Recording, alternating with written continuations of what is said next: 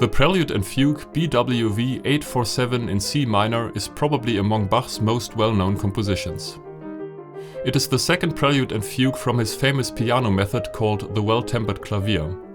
What Bach probably didn't take into account when he came up with this name, however, is how practicing these pieces can leave the pianist rather ill-tempered due to the high complexity. But be that as it may, in this video I'm only going to analyze the Prelude, and the Fugue will have to wait for another day.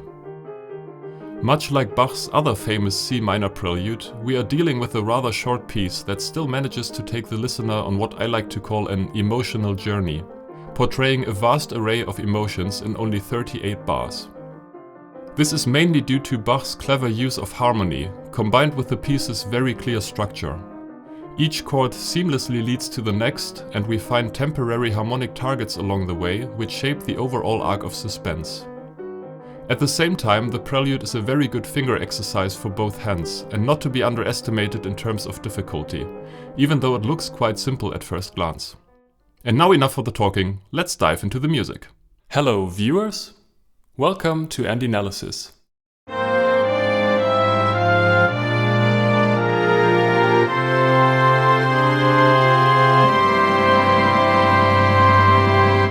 To get a better idea of how the Prelude is constructed, let's have a look at its overall form. The Prelude feels very much like one ongoing idea, with no clear separation between parts. There are still some key moments, however, temporary targets that the piece is built around. The first half feels almost like one single long cadence that starts and ultimately lands back on C minor. A few bars later, in bar 23, a long G pedal point is introduced, which creates harmonic tension before eventually being resolved in bar 34. And finally, after a few last twists and turns, the Prelude ends in C major. Also worth noting is that there are a few tempo changes towards the end of the piece, which I will get into later. Now, the larger part of the Prelude is built around steady 16th notes played in both hands, so always two notes at the same time.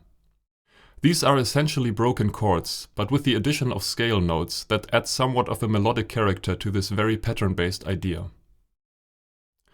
The first 4 bars function as an opening statement, the main purpose of which is to reconfirm the key of C minor before branching out further from the next bar.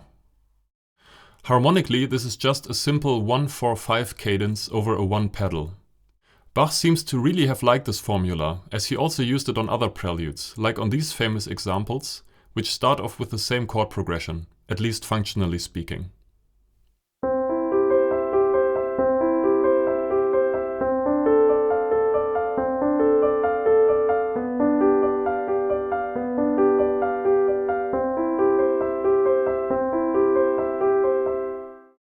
You may have noticed that I'm calling the chord in bar 3 5. Even though it is technically the 7.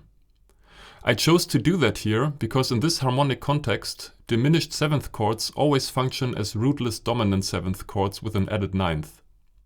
You could bring forward some good arguments against this spelling, but I wanted to show the actual function of the chord here. Again, mixing different approaches, I guess. So consequently, I also analyzed all the following diminished chords in this fashion. So with these first 4 bars, Bach caught the listener's attention, and now from bar 5 he can start taking them to new places. We stay with the bass note C for now, but the chord is A flat major, the 6th degree of the key, that provides a lighter color, which then immediately moves to D7 over C, a dominant chord in 3rd inversion that adds tension and consequently resolves to G minor, the 5th degree of the key, in 1st inversion. The following 4 bars are sequencing that same 3rd inversion dominant chord to 1st inversion triad movement, with the bass note descending stepwise with each sequence. This really is the power of chord inversions. They allow for more elegant bass movements that connect the chords seamlessly rather than just jumping from one root position to the next. This next progression from E flat over G to A flat over C is interesting, as we can see a quasi 5-1 movement from G to C in the bass, but the actual chords are E flat and A flat, each in 1st inversion, which also have a 5-1 relation. So one could say that our ears get the information of a solid 5-1 resolution back to the 1st degree, but at the same time the chords sound more lofty and a lot less rooted, yes, pun intended, than we would expect. This is a good thing, because if the chord in bar 12 had in fact been C minor, the cadence would have ended there, and it would have been a lot harder for the piece to pick up momentum again. Alternatively, we could analyze the whole bit from bar 9 to bar 15 in E flat major, in which case the F minor chord in bar 9 would be a pivot chord that indicates the modulation to the new key, and all the following chords would be analyzed in relation to E flat major instead of C minor. If you happen to have a strong opinion on this matter, please let me know in the comments. I'm always eager to learn. Whichever analysis we think is more correct, we can probably agree that Bach was a master at his craft and that the harmony keeps flowing uninterrupted. I talked about descending bass movement a few bars before. Now the bass moves in the opposite direction, from A flat over C to B flat 7 over D, and then to E flat. The next chord, in bar 15, is F7, the secondary dominant to B flat major. As the E flat stays in the bass, this is yet another dominant chord in third inversion, and I'm beginning to sense a pattern here. Now, I said that F7 is the secondary dominant to B flat major, but in fact this is an interrupted cadence, which is sort of recalibrating the harmonic target, if you will, creating sudden tension before finally landing back on the first degree, C minor in bar 18. Alright, so these next couple of bars lead to the aforementioned G pedal point that starts in bar 21. Writing these long pedals on the 5th degree as the piece's dramatic climax is another typical stylistic device that Bach liked to use on his preludes. The G in bar 21 is approached by yet another descending bass line that starts on C in bar 18 and goes through B flat, A flat and A.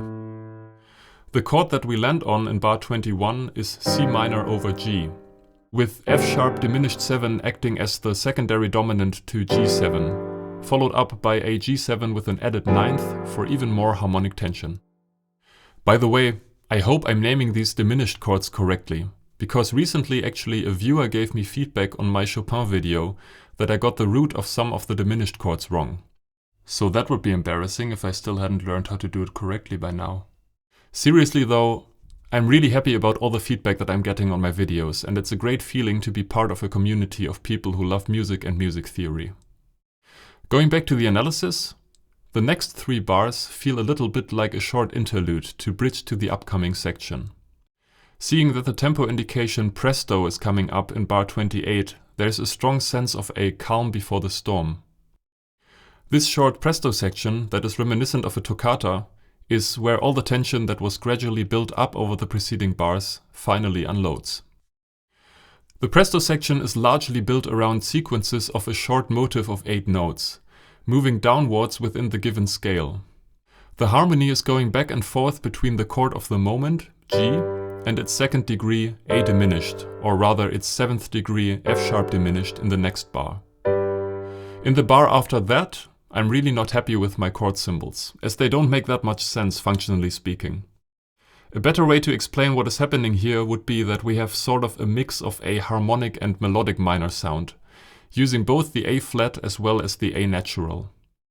This is a little reminder to myself that I want to study more in depth about Baroque harmony, because I know all of these sounds and I can analyze the chords, but it feels like there's an element to this that I can't yet fully grasp.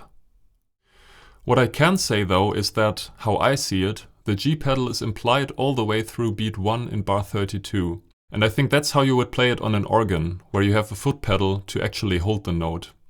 Because from this spot a sort of ending phrase is introduced, the, once again, descending bass line F, E flat, D, C, which is played once and then repeated an octave lower, adding stress and thus providing a fittingly energetic conclusion for this section. After this, the tempo changes to adagio, and we get a short moment to catch our breath. The sudden C7 chord, in combination with the music drastically calming down, clearly signals that the piece is coming to an end.